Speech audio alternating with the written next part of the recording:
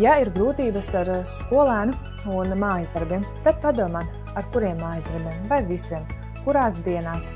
un kādā veidā tieši veido šīs grūtības. Jo tas arī varēs atbildēt uz to jautājumu, iespējams, ir konkrēti viens priekšmets, nevis tā kā visas mācības. Vai arī, piemēram, ir konkrēti viena diena, un tad arī tas ir atbildēt, kas šajā dienā ir citādāks kā citās dienās. Vai ja tas ir mazāks bērns un, piemēram, vakarā nevar aiziet gulēt un sadara visādas blēņas, tad arī pāanalizēt, kas notiek šajā vakara ritmā, un vienmēr ir jāpaskatās tā viena diena vai viena situācija, kad viss notiek forši un labi, jo tad arī vieglāk ir izanalizēt, kad, šeit šajā dienā, piemēram, šajā vakarā bērns labi aizgāja gulēt, kas notiek šajā vakarā, ko es darīju vai ko darīja tētis, vai, piemēram,